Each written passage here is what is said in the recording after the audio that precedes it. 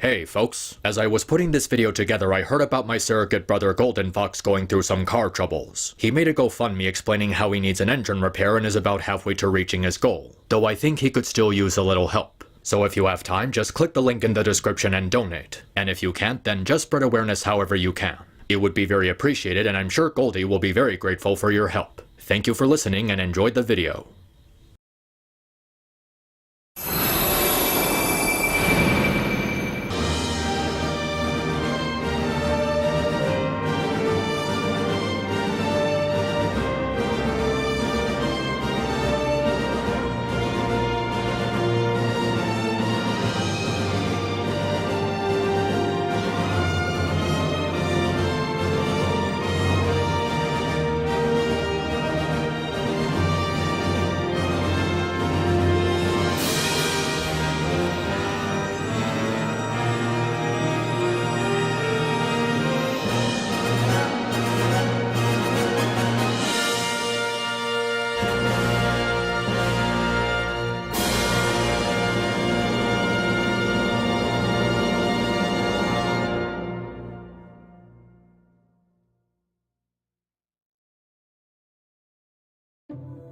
So this year marks the 20th anniversary of the Kingdom Hearts franchise. Yeah, it sounds crazy, doesn't it? Kingdom Hearts is already 20 years old. And after all the years we spent waiting for Kingdom Hearts 3 to come out, we already have an announcement for Kingdom Hearts 4. There's honestly a sense of surrealism to this whole thing. Like, it's unbelievable that a crossover fanfiction between Final Fantasy and Disney that only happened because two guys met in an elevator actually ended up coming this far. And as a longtime fan of the series myself, I feel it only fitting to make a special video to celebrate this occasion. At first I thought about doing a 20th anniversary review of the original game, similar to what I did for Halo, but I figured that would be too predictable, so I decided to do something different. This is going to be a ranking of every game in the series from worst to best, to get a better assessment of how much each entry in the series has to it. Now, just to make things clear, this isn't really going to be a deep dive analysis of each game in the series, as this is really just a worst to best list. It'll be more of a standard assessment of each game's strengths and weaknesses. I might do individual reviews of each game in the future if the interest sparks me, but for now this is as close to a series retrospective as it gets. I'm also gonna set a few ground rules before we start.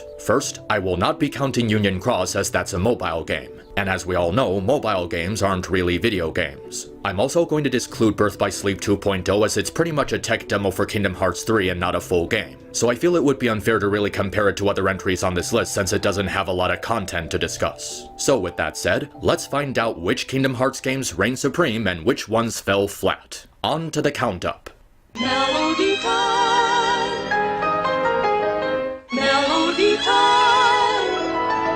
Hey, remember Atlantica from Kingdom Hearts 2? That terrible rhythm game world built around repetitive button prompts that don't properly align with the beat of the music? You wanna see an entire game based around that? No, no one wants to see that. But they did it anyway in this piece of shit called Melody of Memory. I shit you not. The moment I powered up this game and it threw me straight into a level without any sort of tutorial explaining what I have to do or what any of the different colored symbols mean is a complete summarization of the whole experience. First off, they didn't even get the right music for this game. Instead of getting the updated scores from 1.5 and 2.5 HD Remix, they decided to go for the outdated music from the PS2 versions of the games. What brainless logic is that? This game is supposed to be a celebration of the series' music, right? So why would you use a completely outdated source of music? That would be like playing the PS1 soundtrack over the PS4 remake of Final Fantasy VII. They don't even give you the option to switch between the two versions of music. I looked for it, and there is no feature like that to be found.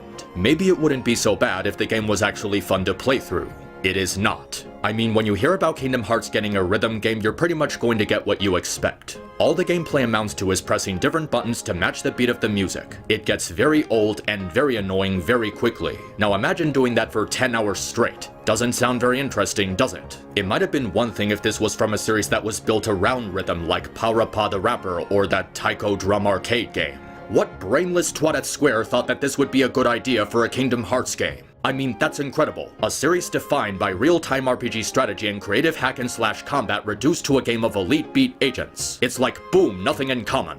Oh, but it gets even better. Don't like the idea of progressing naturally by virtue of simply completing a level without losing your health? Well, how about we throw in a terrible mission system that forces you to complete bullshit objectives? In order to advance, you have to collect these stars by completing certain tasks in each level. They grind down your progress by forcing you to do certain stuff like getting a certain score or destroying all of a certain target. And what's worse is that most of the songs force you to play them multiple times to meet the requirements. You can't even make the argument that you're being punished for playing the game badly, because these missions are in no way tied to your performance. Look at this screenshot. Notice how I finished the song with a perfect full chain. According to the game's own ranking system, I did everything right. Well, too bad, because I have to go back and replay this level because I have to defeat a certain number of a certain Heartless. What is the point? What is the purpose of making me play the same level multiple times just to meet these requirements? Why is this god-awful mission system even in the game at all? There is literally no reason for this except the fuckwits who made this game just wanted to waste your time. And the gimmicks they add to the gameplay don't do anything to help matters. They're obviously trying to be different from other rhythm games to feel unique, but all it does is make the gameplay more annoying.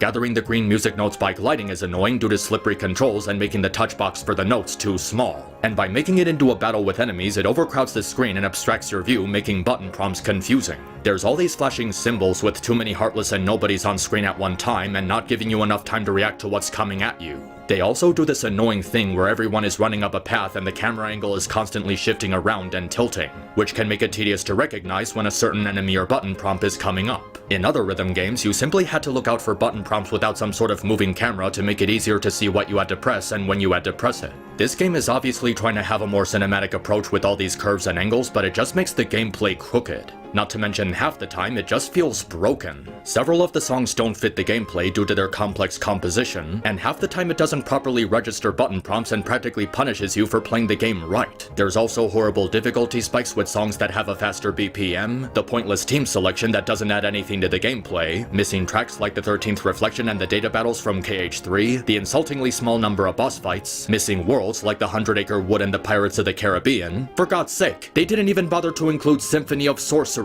Why wouldn't you include the world based on Fantasia? It's a rhythm game centered around music. Fantasia was a groundbreaking movie centered around music. This is practically a no-brainer. Why would you not include the Fantasia world in a Kingdom Hearts game centered around music?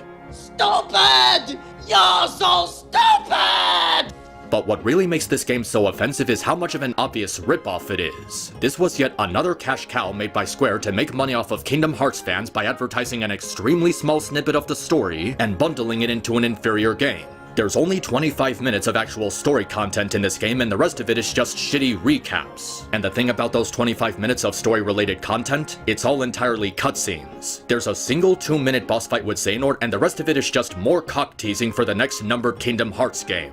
It's another situation where Square decided to release a watered-down midquel as a leadway to the next numbered entry in the series, a habit that should have died out with the HD Remix collections. And even the story we end up getting is horrible, with no noteworthy addition to the overall story and lore. And not to mention, for an entry in the series based around Kairi, she does absolutely nothing. It's Sora who fights Xehanort at the end of the game while she gets reduced to a disposable pawn again. After 10 hours of suffering through this horrible game, you get no worthwhile payoff for all the time you put into it. Why did this 25-minute segment need an entire other game? There is no reason why this couldn't be put into Kingdom Hearts 3 as DLC or part of a free update patch. And worse yet, it's the same price as the numbered entries in the series. $60 for 25 minutes of content that adds absolutely nothing to Kingdom Hearts. If you're one of those people who bought this game on release because you thought Kairi was going to have a badass battle with Xehanort, or because you thought they were going to progress the story in a significant way, you got scammed. Everything about Melody of Memory is awful. The story mode is awful with horrible missions forced on the player. The gameplay is awful with tedious button prompts that overcrowd the screen, making it needlessly hard to follow. The music is awful, using outdated scores instead of updated music from the HD collections. The shortage of boss fights is awful, with Square's laziness in full display by not including something like Young Xehanort or Xion. And the fact that this game throws you straight into a level without any sort of tutorial about how to play outright proves that the people who made this game could care less about their customers. And with 25 minutes of cutscenes that could have easily been added to KH3 as DLC, it's clear to anyone with more than 2 brain cells that this game was a cheap cash grab and attempt by Square to take advantage of Kingdom Hearts fans. If by some chance you own a copy of this shit, you are to throw it into the nearest garbage can because that's where it belongs, along with Amber from Invincible and Tila from Masters of the Universe Revelation.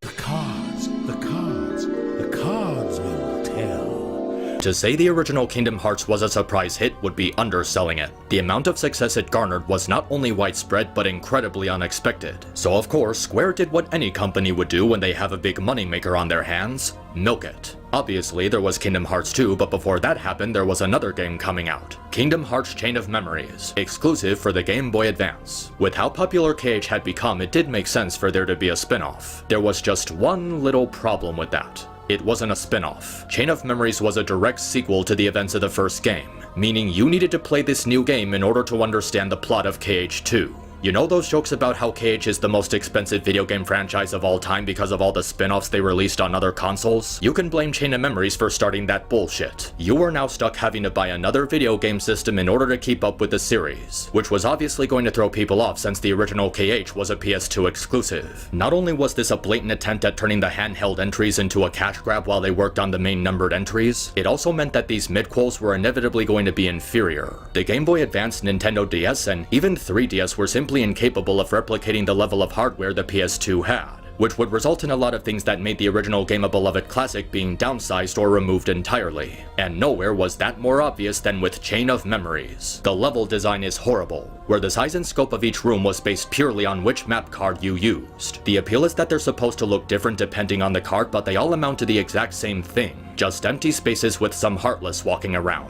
The rooms are just barren in terms of what they really offer, especially considering the lack of detail they have. You don't get any of the grand scale or faithful recreation of classic Disney movies the first game provided. They're all just a bunch of squares with the same 1 to 3 exit points with the occasional spring or ladder. This also goes for the battlefields, as they're also nothing but empty spaces for fighting enemies. There's no real variety to them outside of just having different skins based on the floor that you were on. The only thing that comes even remotely interesting to a battleground is the final battle against Marluxia. Everything else is just some variation of a rectangle. The shopping system is horrendously awful, as your purchases amount to shitty microtransactions with no guarantee that the card packs you buy contain the cards you actually want. This can make building your deck extremely repetitive, as later levels require you to have more powerful cards. So you're stuck creating Moogle shops over and over for random card packs until you get something of value. And what makes it even worse is that they deliberately jit the cards that you get regardless of how many Moogle points you spend. Look at this bullshit. Why am I paying 500 Moogle points for a bunch of Kingdom Keys and an Oblivion with a value of less than 3? You're just being given random stuff instead of getting a reliable card pack depending on how much you spend. The story is also incredibly boring and repetitive, at least the Sora campaign. The majority of it is just banter between characters about lost memories and some mysterious new character, and nothing actually happens until you get to the last floor and it's revealed that it was a trap set by Marluxia. The Riku storyline is where things admittedly get more interesting as you get more information regarding this mysterious organization, as well as Riku going through a pretty well written redemption arc. It's just a shame that in order to get to it you have to go through Sora's story, which is mostly just a sloth to get through. Even the act of simply progressing through the castle is made into a chore, as progress is limited to what map cards you have. If you don't have the required map card, you are stuck fighting the same group of Heartless over and over until they drop the one you need. The map doesn't even properly label which key rooms are which, meaning you have to blindly guess where you have to go with no real sense of direction. Which brings us at last to the combat. Is it at least good enough to save how badly designed the rest of the game is? Yeah, no. No. Sorry, Bear.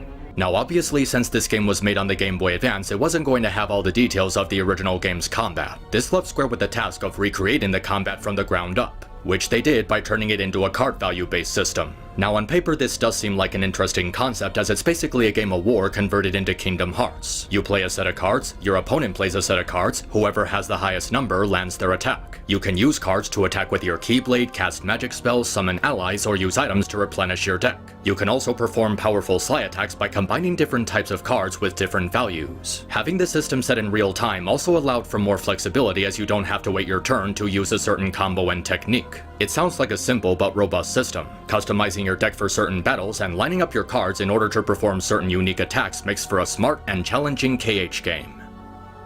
Or you can just stuff your deck with 9 cards, making it impossible for enemies to interrupt Sora's attacks, and for boss fights just stuff 0 cards at the end of your deck to instantly interrupt their slice, making the entire number value system completely pointless and cheesing through the entire game.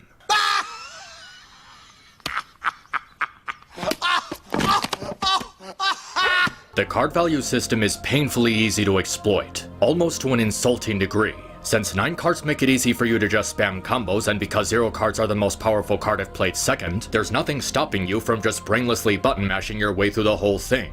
And this is where Chain of Memories falls flat. For all the talk of KH being a brainless button masher series, this is the entry that acts as the worst offender to that statement. Every other entry in the series had at least some sort of punishment for those who didn't play precautiously in battle. But because Chain of Memories combat is dictated by who plays the highest numbered card, you can freely mash the attack button or slide button with no danger of dying unless you are allowing yourself to get hit. Any sense of risk and reward is completely eliminated by the knowledge that you can just endlessly spam the basic 3-hit combo with a high enough set of numbers. Some may argue that it's worth learning Slice because they deal large amounts of damage, but it's a moot point after finding out Sora's attack power is linked to what Keyblade cards you use. After finding out which Keyblade cards to use in which order, you don't have to worry about combat anymore. Your basic 3-hit combo deals more damage and ends boss fights more quickly than any Slice Sora can learn, making the need to learn new attacks completely worthless. But that's not the only thing made worse by converting Kingdom Hearts into a GBA cartridge. The boss fights are painfully boring, not just because it's extremely easy to cheese them, but because their design philosophy had to be scaled down to accommodate the GBA's limited hardware.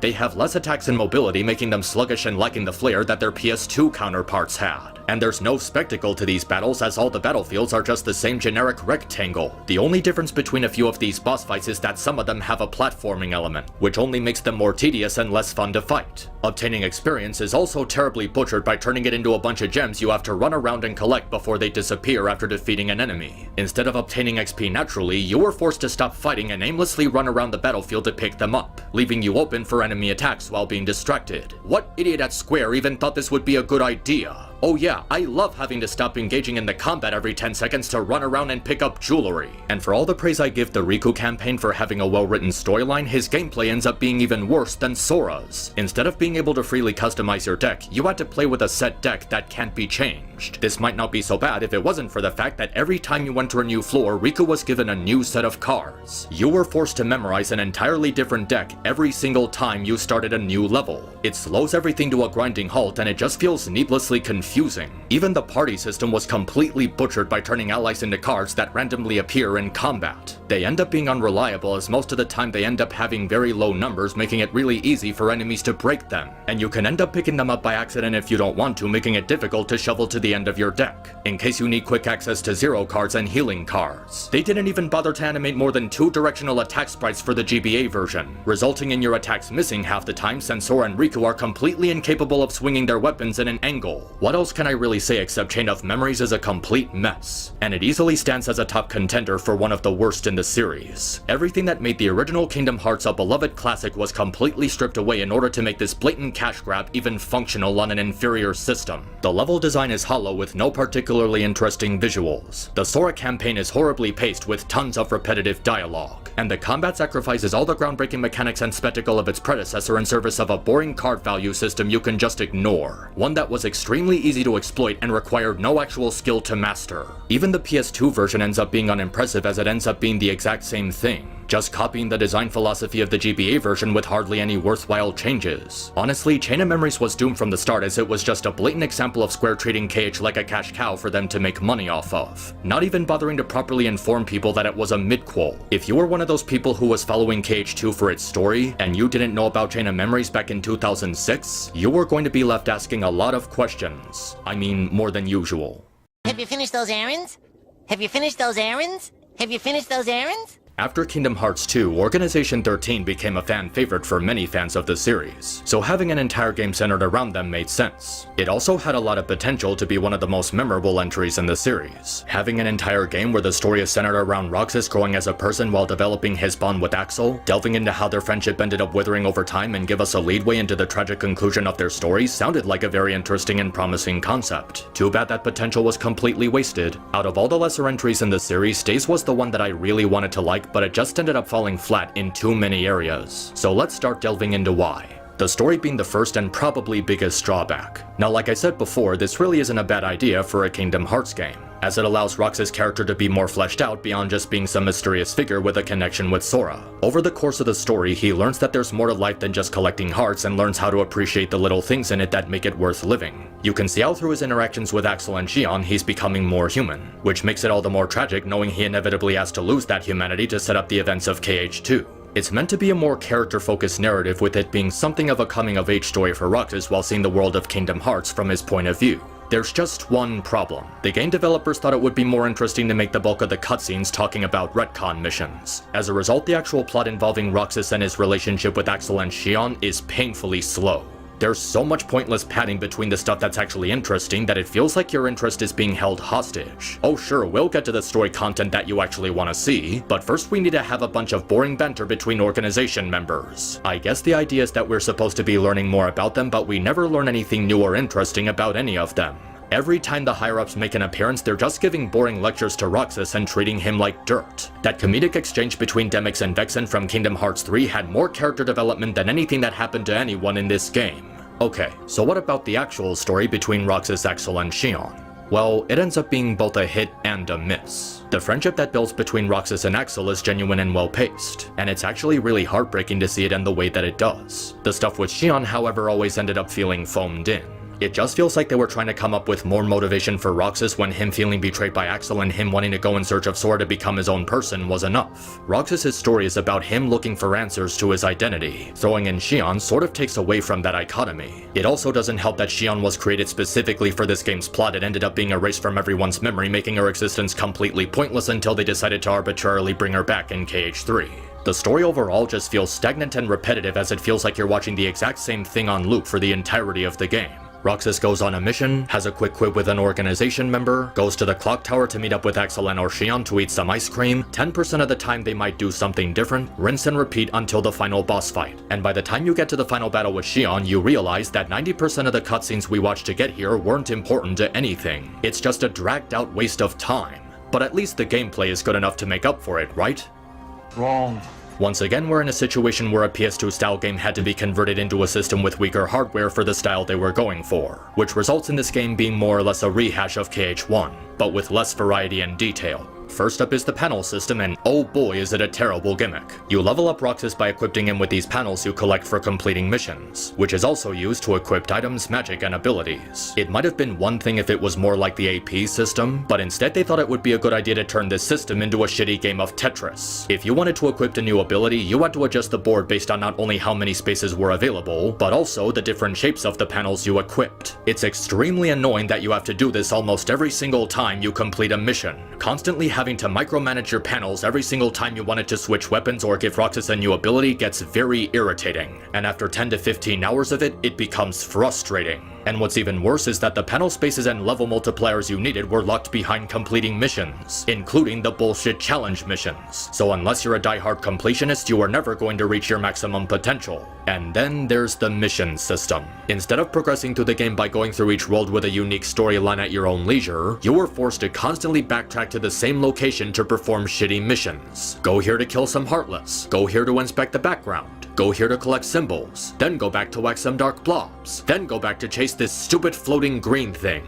It's bad enough that the game forces you to backtrack for 20 hours straight, but it's made even worse by how these missions were specifically designed around wasting your time. Those stupid stealth segments where you have to go back to the beginning of an area if you get caught, collecting those stupid symbols before the ring around them disappears, running against the walls to inspect random piles of sand or scratches on the wall, those horrible Emerald Serenade chases where you have to go after a Heartless with an obnoxious amount of health that's constantly moving away from you at a speed that you can't keep up with, and worse still, they were so lazy that they literally just copy-pasted the level design from KH1 and 2. Only about 5% of the level design in this game is new, with the other 95% being recycled assets from previous games. It makes the constant backtracking even worse because there's nothing new to explore. There's no sense of freedom to any of these missions as they force you on a set path, making the game overall an extremely linear experience. Even the controls are really disjointed as a result of the DS's smaller button layout. Selecting commands is regulated to a button press instead of directional buttons, meaning the cursor only moves in one direction, making the simple act of selecting commands slow and confusing. The camera controls are also horrible as there's no second analog stick, leaving you to either interact with the touchscreen or hold a button. Oh, and don't forget having the camera centered behind you and locking onto enemies being tied to the same button, making locking onto enemies slow and annoying. Even just moving your character around feels unnatural as you're always moving in some kind of angle instead of a natural 360-degree frame.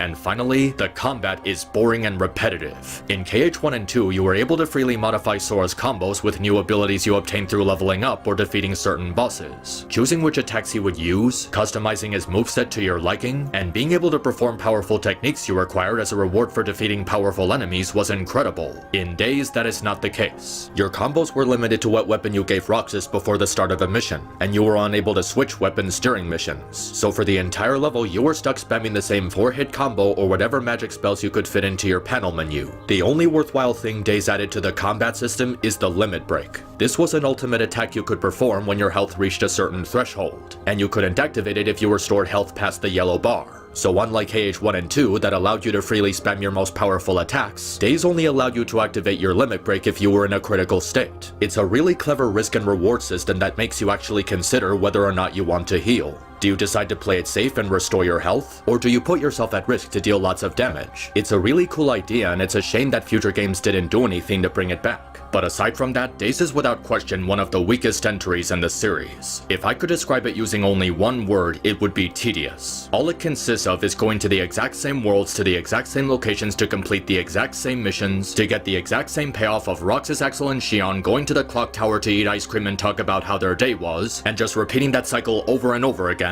until you finally decide to turn the power off and do something else. I was bored out of my mind playing this game, and there were so many instances where I just wanted to stop because it had nothing fresh or inventive to offer. For a KH game centered around Roxas, you'd think it would be one of the best entries in the series, but it's just not. Unless you're one of those die-hard fans who just really wants to play as Roxas or see some sort of midquel explaining what he was going through between Chain of Memories and 2, it's a complete waste of time. Hello, your computer has virus. Yeah, I was honestly as surprised as you when I came to this conclusion. Kingdom Hearts Recoded, the game infamously regarded as the worst in the series, is actually one of the more well put together midquels. I mean, okay, it's not a great game, but we'll get to that later. After the mediocre experience Days offered, you'd probably think another DS game wouldn't work. But I gotta give credit where it's due and say the people who made this game learned from the past and put forth a much better experience. For starters, the combat is actually pretty interesting. It's less sluggish than Days and flows pretty well, particularly because they added more variety to your combos. It does have the same issue of limiting them to which Keyblade Sora is using, but the added weight and new animations they give Sora make them feel actually distinct from each other, encouraging experimentation with different weapons. Unlike Days, which recycle the same attack animations, Coded gives many of the Keyblades a unique moveset, with a lot of variety to attack speed, mobility, and power. They also gave each Keyblade a unique ability tree that you can freely customize to your liking. Each Keyblade has exclusive abilities you can use to change up how Sora behaves in battle, allowing you to tailor the ability tree to certain encounters. You can choose to make Sora immune to status ailments, heal over time, sap HP when attacking enemies, or add an elemental attribute to his attacks. There's quite a fair amount of different abilities provided by the tree system, and they all feel useful, giving you an edge in combat and providing you with a set of different options for fighting enemies. They also bring back the deck command system introduced in Birth by Sleep while adding a new twist to it. This time you can combine your commands to create new attacks without needing to level them up. And the game lets you know what you'll be getting when combining abilities. Admittedly, it was annoying in Birth by Sleep that you were combining abilities without knowing exactly what you were getting out of it. So in this game you have the benefit of knowing what you're getting from the system so you don't risk wasting a command. The commands themselves are also very useful for fighting groups of enemies. They have a wide attack range and are useful tools for crowd control. The transition between basic attacks and deck commands is also very smooth, making them more flexible in a tight situation. You can freely use them for combo finishers or use them as individual attacks. And it's not just the combat that was made better. The basic controls are also vastly improved over Days in terms of how they adjusted controls to the DS's button layout. The camera is a lot better as you can freely move around while adjusting it behind you instead of being forced to stand still and hold a button. Sora's jumps also have a more floaty aspect to them, which complements the platforming focused aspect of the gameplay.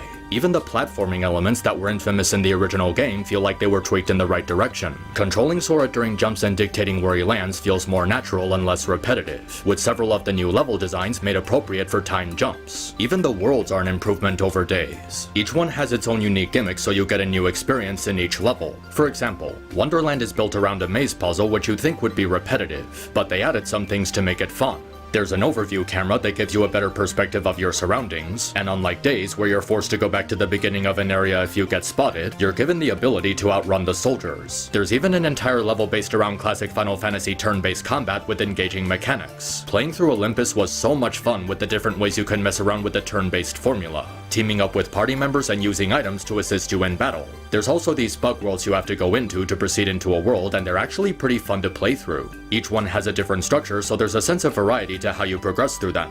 There's also a gambling system in place where you have to bet your GP to increase the amount of rewards you get after fixing a glitch. They're not too difficult to complete, and the payoff is really worth it for how much you can get out of it. But what's really impressive is the leveling system in the form of the stat matrix. The stat matrix is a highly expensive system that allows you to level up Sora's powers by placing chips you collect from completing tasks. You'd think it would end there, resulting in the leveling system being linear, but the game allows you to use this system to freely customize the difficulty in so many ways. You can use blank chips to keep yourself from getting too OP, you can increase the drop rate of items in exchange for making enemies stronger, you can tweak the max HP of both enemies and Sora. There's also a system that links different computers with each other, resulting in the value of your chips being doubled, further increasing Sora's stats. This is the kind of leveling system that Days should have had. One that allows you to freely modify and organize your abilities and stats without limiting your progress. With all these things put together, Coded has a surprising expansive gameplay variety, with each world having a different gimmick, a different playstyle provided with each Keyblade, and the highly customizable stat matrix combined. It's actually a pretty fun game half the time. And unfortunately, the reason I say half the time is because it still suffers from several problems. For starters, the combat ends up suffering from a really limited enemy AI. Their behavior just feels really watered down and generic compared to what you usually expect from the series. It also doesn't help that there's an extremely small variety of enemies compared to KH1 and 2. It ends up being unremarkable fighting the same enemies throughout the game, as it doesn't feel like the game is giving you enough variety to fight against. There's also the issue of recycling level design and assets from previous games. In the same way Days was lazy with its level design, Coded just takes a bunch of maps from KH1. Granted, there are a few original areas, but it's really obvious to see how rushed this game feels with the number of recycled maps. It also doesn't help that for the sake of the non-existent story, you were forced to backtrack to every single level, basically playing through the entire game a second time instead of exploring anything new. They could have at least added a few more worlds, but the lack of actual locations results in little variety in exploration. And finally, there's the non-existent story where nothing of consequence actually happens. Aside from the cutscenes just being very badly rendered sprites of the characters, everything happens to a data version of Sora, so there's no real progression in the grand scheme of things. There's some book of prophecy that ends up going nowhere, some message from Namine involving the Birth by Sleep trio, and that's pretty much it. There's no important character struggles, no noteworthy additions to the lore, and the whole thing is just paced out at a really sluggish degree. It feels like you're just going through the worlds without a long-term motivation, which results in the experience feeling sort of hollow. Maybe if Coded had a more noteworthy story, it would be remembered more fondly. And it does deserve better because it has a lot of gameplay mechanics and ideas that are fun to play around with. Playing this game again, I really didn't expect it to rank this high on the list, but it was a surprisingly fun game. At least during the parts that were fun to play. It's kinda disappointing that people only remember this for its cutscenes because otherwise, it's okay. Not good, not bad, just okay. Just relax, lay about, or my face will put you out. Dream, dream, dream, dream, dream, dream. Okay, if I have to be really honest, I'd say Dream Drop Distance is only in the top 5 in the series by virtue of the rest of the games being either mediocre or downright awful. As much as I love the stuff in this game that really works well, there's unfortunately a lot of things that end up taking away from the overall experience. So I think it would be best to get the negatives out of the way first. First and most obvious, the ability link system, which is widely regarded as the absolute worst thing about the game. Instead of gaining abilities naturally by leveling up or defeating certain enemies, you were forced to engage with the game's horrific pet simulator. Last I checked, people didn't purchase Kingdom Hearts to give a balloon cat tummy rubs or feed treats to a demonic-looking chicken. The amount of time the game requires you to grind ability points by spending time in this shitty pet simulator in order to gain abilities that are useful and attacks that you need is incredibly insulting. And the only other option you have is wasting your time playing shitty minigames. Either way, you were forced to mingle with a terrible system that severely limits how you build Sora and Riku. And because certain abilities are made exclusive to certain spirit monsters, it's extremely difficult to organize your stats in a way that's helpful. It's a bunch of repetitive busy work that requires the player to stop playing the game for hours on end in order to progress. And I might have been more forgiving of this if it wasn't for the fact that the game is built entirely around this new shitty faction in the form of Dream Eaters. Not only are these things not explained very well in the plot, but they're also forced onto the gameplay. Instead of teaming up with iconic Disney characters like Quasimodo or Musketeer Mickey, you instead team up with Dream Eaters, who offer very little in terms of gameplay variety. They have very stagnant AI with not a whole lot separating them from each other, with their actions and behaviors amounting to the same thing.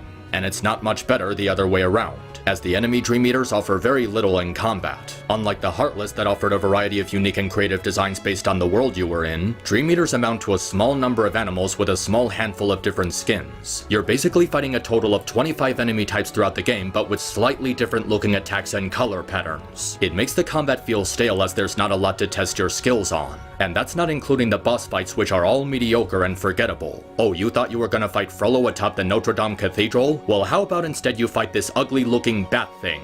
Twice. The Dream Eater boss fights are just very bare bones and barren in terms of mechanics with nothing interesting to accommodate them. It just amounts to mashing attack buttons and healing. A lot of them are also badly designed, like this flying crab that's constantly flying away from you and out of your attack reach, or some generic looking mole that just randomly teleports across the room, making it annoying to track down and fight. These boss battles don't have anything interesting to offer, with none of the grand scale or edge of your seat tension a boss battle is supposed to give you. The only boss fights that are any good are the ones with Xehanort's clones and Ventus's armor, and they only appear at the very end of the game. With a shortage of memorable battles and worthwhile bosses, it doesn't create a whole lot of replay value. Also, the story of this game, even when compared to lesser entries in the series, is a huge mess made even worse by the introduction of time travel. The plot is filled with constant information dumping that becomes really tiresome by the time you get to the final world. And there's a lot, and I mean a lot of exposition and recapping where they basically just re-explain stuff from previous games. So much so that there's literally a memento feature going over the plot of each game that amounts to reading walls of text. It's the same problem as Mass Effect 3, where they try to make the story accessible to people who thought about making this their first game in the series for whatever stupid reason. Xehanort's clones don't really do anything except just show up once in a while to gloat and needlessly recap previous events, and the actual plot is broken up by generic rehashes of stories from the Disney movies. They also make it needlessly confusing by playing events out of order and having them tied to these awkward flashbacks, where it makes you wonder why they couldn't just play it straightforward if you're given the option to skip cutscenes anyway. With all these issues put together, the story is just a slog to get through, and it results in the exciting parts losing their luster. And then there's the issues with the gameplay. Basic combos are noticeably slower than coded, with sluggish movements and pauses in between hits. It makes the combat feel needlessly slow and time-consuming compared to Birth by Sleep and even the original game. This problem could have been elevated if there was a significant difference between controlling Sora and Riku, and there isn't any. They're both pretty much identical to each other with the same sluggish combos, same flow motion mechanics, same stats, and same basic movements that don't do anything to separate them. The only real difference between Sora and Riku is the way they use Dream Eaters. Sora uses them for team attacks while Riku absorbs them to activate different command styles. There is some experimentation offered by the different possible combinations, but not enough to really make it stand out. And finally, there's the Dream Drive system that forces you to switch between Sora and Riku against your will. It's a highly intrusive element that needlessly cuts off your progress and confuses you when you regain control of a certain character only to be randomly thrown into a battle with no warning. It can even happen during boss fights, which if it does will fully restore their health and force you to do the whole thing over again. Who in their right mind thought this would make the game more fun? Forcing you to switch between characters regardless if you're prepared? Imagine if they did that for Birth by Sleep. That would just be terrible. Admittedly, Dream Drop Distance really messed up a lot of stuff, which can really ruin the game for a lot of people. So why did I still rank it this high on the list? Well, in spite of its problems, it also does a lot of things right. For starters, the worlds are fantastic. Of all the KH midquels, this has the absolute best worlds in terms of level design and scale. Areas are massive in scope and have a ton of free room for both combat and exploration. And not only are they huge, they also feel really faithful to the movies they're based on. This is the first game in the series since KH2 where the levels feel like they're actually bringing the movies to life and allowing you to freely interact with the set pieces straight out of the film. The design of the City of Bells alone is incredible. It really feels like you've been transported into the Hunchback of Notre Dame. The level of detail is astounding, right down to the Court of Miracles. And that's only the tip of the iceberg. There's a world based on Pinocchio that combines the carnival with the ocean where you look for Monstro, and it all ties together pretty well. and you can freely interact with the carnival rides and set pieces. The Musketeer world is here too, and for a straight-to-DVD movie, they put a lot of time into recreating locations from the movie. With the opera, the dungeon, the pathway leading to the Beagle Boys' hideout, even the shore on the beach where they sing "This Is the End." That's a magnificent attention to detail. Even the world that never was has a lot of interesting infrastructure and cityscapes to explore, where you can freely scale buildings and explore the interior of the castle. But the best one by far is easily Symphony of Sorcery, a world beautifully designed after Fantasia. It's bright and colorful, and has so much inspiration from the movie, with each set piece perfectly capturing the majestic nature of its film counterpart. And they also replace the usual sound effects from combat with instruments, making it feel like you've been truly transported into a musical realm. The levels in this game are so refreshing to go through because of how much love and passion was put into them. They didn't take the easy way out and just reuse maps from KH1 and 2. They put time into creating new worlds from the ground up. Of course, these worlds are a lot bigger than what you normally expect from Kingdom Hearts, so they'd have to think of a mechanic that makes traveling through them faster and more flexible. And that's what they did by introducing flow motion. This is easily one of the best things ever put into the series, giving you endless possibilities for interacting with environments and using them to navigate bigger areas. Spinning on poles, jumping off walls, scaling tall buildings, dashing across the air, skating on rails. There's a lot of fun mobility to this mechanic that adds a layer of freedom to the gameplay. It's also a pretty useful tool for combat. The weight surrounding it feels right, and it's very useful for fighting groups of enemies. It's good for both transport and crowd control, making it a must-use tool for encounters. There's also the reality shift, where you hack the environment around you to perform special attacks. Each world has a unique reality shift with different mechanics and properties. They speed up the flow of battle while expanding on the combat by introducing an element that lets you take advantage of where you're positioned. There's also a new Game Plus feature that allows you to carry over spirits, a Dream Point system that allows you to give Sora and Riku stat boost for an edge in battle, and the deck commands carried over from Birth by Sleep are still fun to use. Dream Drop Distance is one of those games that I would say is fun to play in spite of it not being that good. Admittedly, it is weaker than Coded in several areas, but it easily makes up for it by just having a lot of meaningful content to offer. Unlike Coded, this game has new worlds and new ideas, with the developers taking full advantage of all of them, making for a flawed but passable KH experience. I can see why this one may have disappointed people, as there's a lot of potential that got wasted, but the stuff that's good is really good. With all the other midquels being either generic or a complete mess, it was nice to have one that was actually halfway decent. It's not the best, but I appreciate it for what it is. But seriously, fuck that pet simulator. When you walk away, you don't hear me say, please, oh baby, don't go.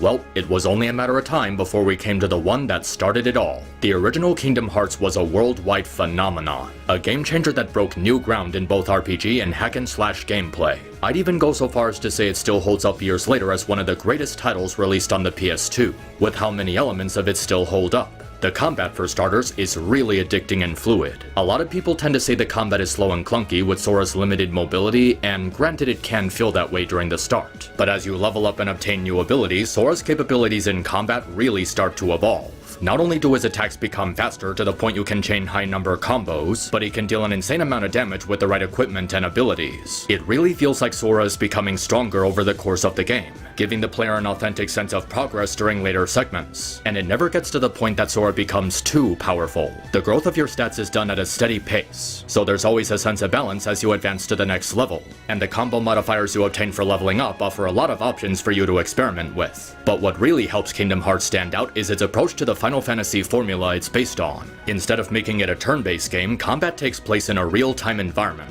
A lot of RPGs would eventually move on to have real-time combat as opposed to turn-based, but this is the game that revolutionized the concept. It provides an element of mobility for the player, giving them the ability to properly adapt to enemy attack patterns. Learning when to block and when to dodge enemy attacks adds a level of decision-making that very few RPGs offered at the time, making for a much more robust system. You also have a number of magic techniques, each with their own properties and uses in combat. You can use elemental techniques to exploit an enemy's weakness, deal fixed damage on enemies with large HP, or use magic that increases your defense. Instead of just having magic spells that deal lots of damage, there's a real sense of variety to them, adding even more flavor to battle. You also have party members to assist you, and their AI is actually really helpful. They know when to attack, when to heal, and when to assist Sora in a critical situation. You also have the ability to customize their behavior in case you want them to reserve MP for a more defensive approach. With all these elements put together, the gameplay of the original Kingdom Hearts is a highly engaging experience. Finally, there's a set of choices you make at the beginning that drastically affect your character build, not only in terms of stats but which abilities you learn at which level.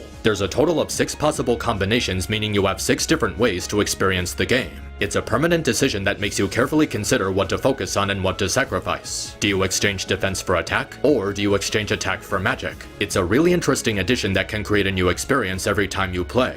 Of course, the combat isn't the only thing that's worthy of praise. There's also the story, which I know is going to sound crazy with this being a Kingdom Hearts game, but it actually holds up just as well as the gameplay. Of all the games in the series, this one has the best narrative, with a perfect sense of pacing, character development, and learning about the world and its lore without it turning into boring exposition dumping. It has a very focused plot centered on Sora traveling to different worlds, sealing keyholes to slow down the Heartless invasion while searching for his missing friends. It's very straightforward with its development, with no pointless filler or padding disrupting its progress. And part of what makes it so much fun to watch is its highly engaging and charming cast. Sora is an appropriately upbeat protagonist who never loses his optimism and knows how to get serious when the situation calls for it. He's lovably dim-witted without being an incompetent moron and has a pretty interesting character arc about friendship. How it's important to have companions to help you out instead of doing everything by yourself. The friendship he develops with Donald and Goofy is really profound and grows naturally over the course of the game. The trio have really good comedic chemistry with creative banter while still having a believable kinship.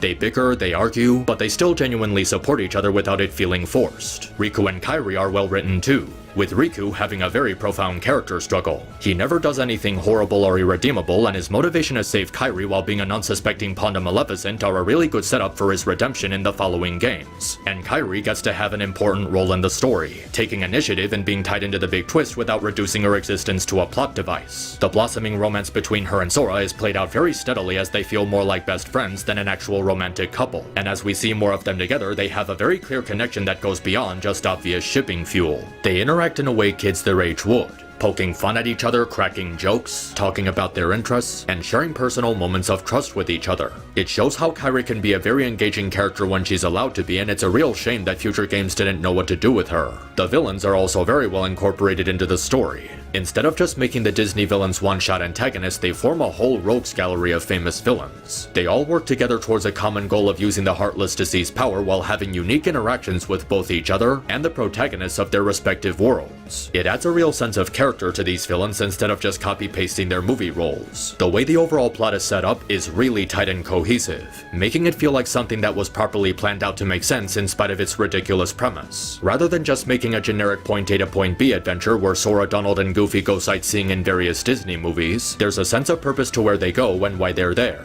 And each Disney world has a unique storyline that properly ties into the primary plot instead of just rehashing storylines from the movies. And even with all that put to the side, it's just a fantastic and imaginative concept. At first glance, the idea of a crossover between Disney and Final Fantasy sounds like it would be really embarrassing. But the universe that Tetsuya Nomura created with this premise is so captivating and creative. A universe where all sorts of different worlds based on Disney movies are scattered across space, with each one faithfully designed in the image of their respective movies. You team up with a sway of Disney heroes to fight various Disney villains, interacting with dozens of Disney characters in original and creative ways, with all of their personalities feeling faithful to their film counterpart. It's practically every little kid's fantasy come to life, and the premise is handled with a lot of respect without taking itself too seriously. They even came up with creative ways to incorporate Disney movies into the game without creating worlds for them, making characters like Bambi and Dumbo summonable allies, having Winnie the Pooh take place in a book, using Merlin and Fairy Godmother as mentors to help you practice magic. There's even an entire side quest where you explore the different worlds in search of the missing 99 Dalmatian puppies. And it's a worthwhile side quest because you get all sorts of rewards for reuniting the 101 Dalmatians. I know this is probably just me being nostalgic, but it's just such an imaginative experience. An action-adventure RPG where you can freely interact with dozens of classic Disney characters and fight alongside them against the forces of evil is every little kid's dream come true.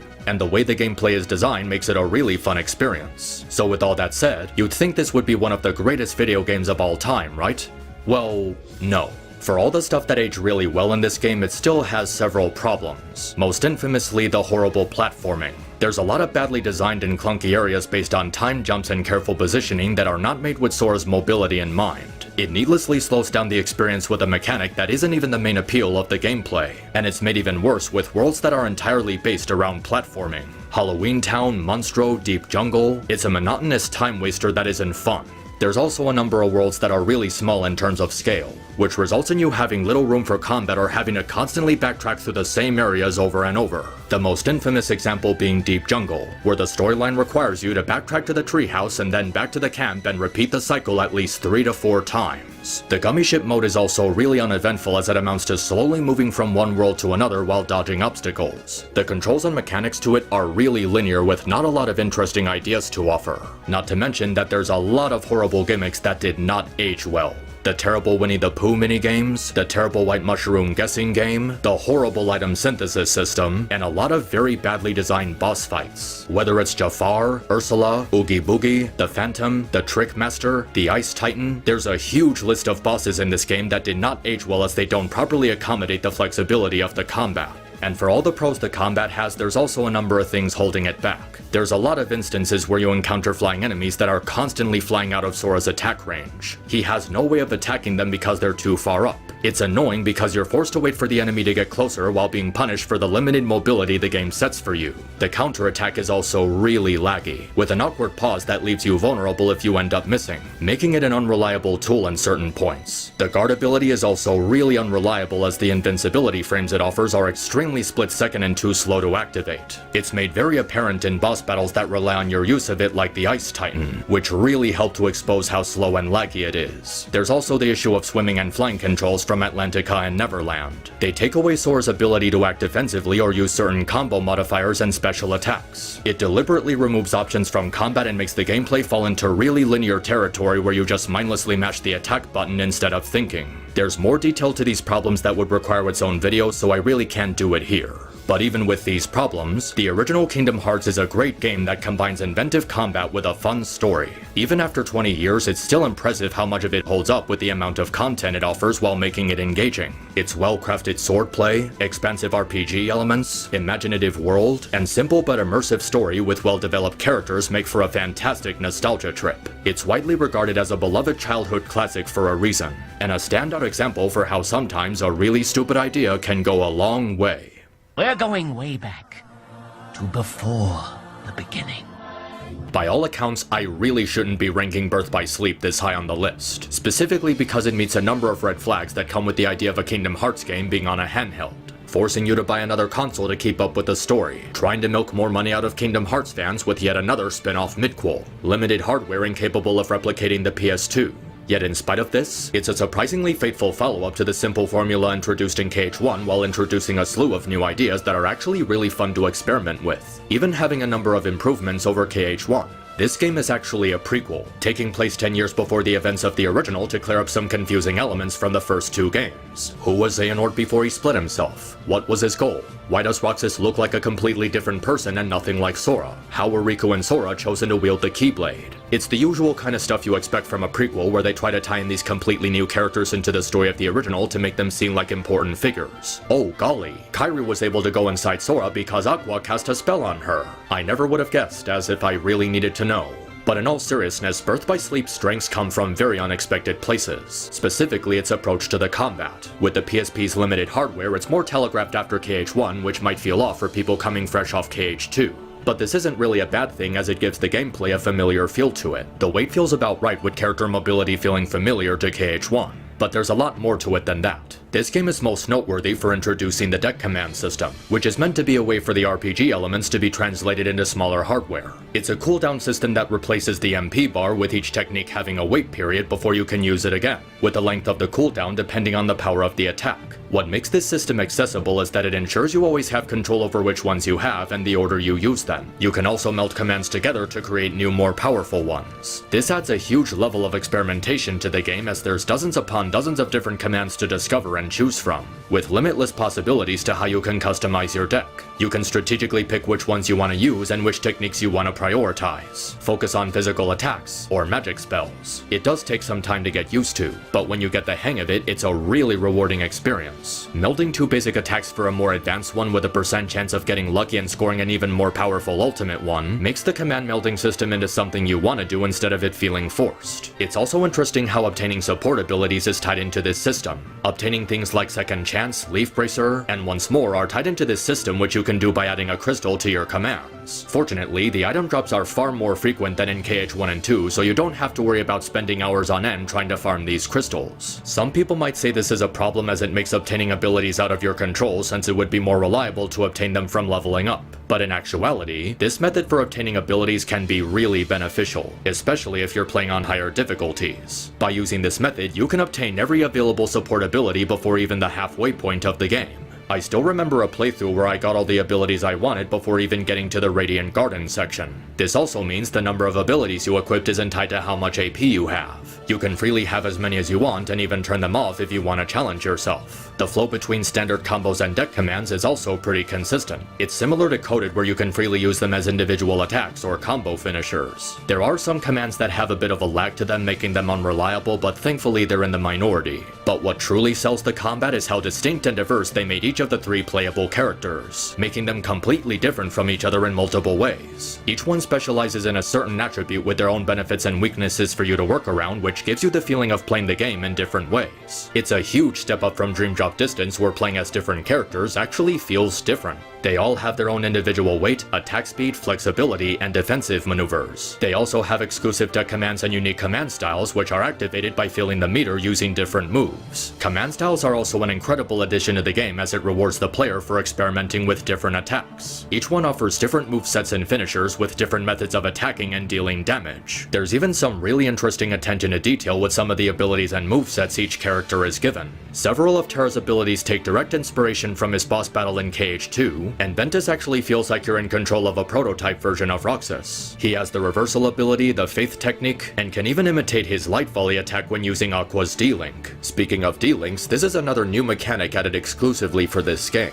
Since the trio mostly travel by themselves, the game adds an interesting mechanic for incorporating a party member system despite not having a party, where you activate a mode exchanging your deck commands for a new set of attacks based on the character you select. Each link has special finishers and different passive abilities with unique benefits, letting you mix and choose which ones are most helpful for your preferred playstyle. Some of these abilities even help balance the gameplay by evening out a character's weaknesses, like how you can use the Ventus link to increase Terra's attack speed. All of these mechanics, when meshed together, make Birth by Sleep the most experimental entry in the franchise by far, with each of the 3 playable characters offering vastly different playstyles, the different combinations you can make with command melding, the different command styles you can activate by using different deck commands, and the different ways you can tinker with D-Links. It feels like you're always doing something new throughout each playthrough. Other improvements over KH1 include no gummy ship mode, which allow you to quickly enter a new level without being forced into a shooting gallery, and the boss fights are also much better in terms of mechanics and design. They don't have the grand scale of the PS2, but they're made with a much better understanding of your limited mobility. They have a much better build around timed dodges and blocks, and they have distinct attack patterns you can learn from. They might not stand out as some of the best in the series, but they're satisfying challenges that aren't accompanied by horrible gimmicks like many of the ones in KH1. Even the level design is much more satisfying. There can be an issue with worlds being too linear or small given the PSP's limited hardware, but they all have distinct presentations that feel faithful to the movies they're built around. Areas like Cinderella's room, the dwarf mines, the cottage, the evil queen's castle, Maleficent's lair, and the Indian camp from Neverland successfully recapture the feeling of interacting with classic Disney movies while having enough room for combat situations. There's no horrible platforming in between, and they have a reasonable scope to keep the combat from feeling cluttered. Unfortunately, this is where my praises of the game stop, as everything else feels really watered down.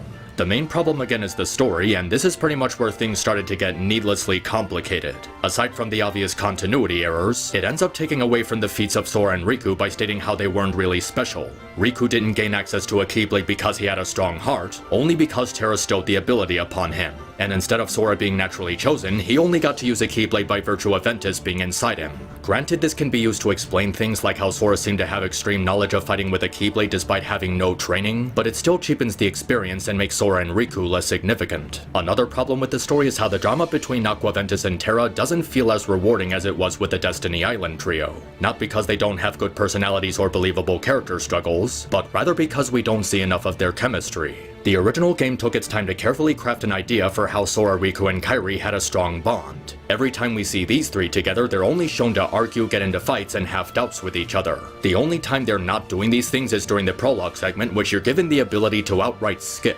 We don't really see enough of them together to really get a grasp of their bond in a positive light, which you could say was meant to show how piercing Xehanort's manipulation is supposed to be, but not enough happens in between to strengthen their connection with the audience. It just makes the ending of their story in this game feel mandatory as opposed to tragic. When Sora, Riku, and Kairi were separated at the end of the original game, it was a huge emotional gut punch and appropriately bittersweet ending. There was a ton of chemistry shown between the three that allowed us to better connect with them. This is what made the idea of them being separated from each other at the end of the game more tragic, while ending on an uplifting note that in time they'd find their way back to each other. But because Birth by Sleep is a prequel to the original and these three were never seen or mentioned, it makes their fates much more obvious from the get-go. The ending is all about getting them exactly where they need to be to make their absence from the story make sense. In the same way the Star Wars prequels were just a means to explain Anakin's fall to the dark side. But because the story didn't take enough time to develop a unique relationship between the three, it just amounts to, oh, so that's what happened to them. And aside from that, the pacing is just all over the place, going from rushed to stagnant to sluggish, until we finally get to that ending fight teased in KH2's secret ending. The second act in particular is extremely boring as nothing of plot significance happens in the worlds based on Hercules, Lilo and Stitch, or Peter Pan. The trio go to a Disney world, talk to a Disney character, have some kind of friendship-related revelation, and all of a sudden the Xehanort and Vanitas stuff just pops in out of nowhere. There's no meaningful character development beyond what we've already seen, so it just amounts to padding and filler. There's also a number of problems with the gameplay, with things like the command style being forced on you when activated. The mechanic itself is fun to play with, but the game doesn't give you the option for whether or not you want to activate it yourself. It takes freedom away from the player by sticking them with a combo set they didn't ask for, which can be annoying for people who don't know what commands activate which styles. Shot locks are also not handled very well, as you have to hold a button and keep the target rig over an enemy in order to activate the technique. The problem comes from how locking onto an enemy is extremely clunky. The cursor moves way too slowly and everything around you happens in real time. It leaves you open for attack since you have no way of dodging or blocking during the shot lock state, making it an unreliable tool. The enemy variety in AI is also pretty limited. The Unversed don't come in a lot of shapes and sizes like the Heartless do, and they have a really small variety of attacks. It makes the combat less eventful half the time since you're not testing your skills on a slew of creative foes. There's also the horrendously awful Mirage Arena, that acts as a poor man's replacement for the Olympus Coliseum.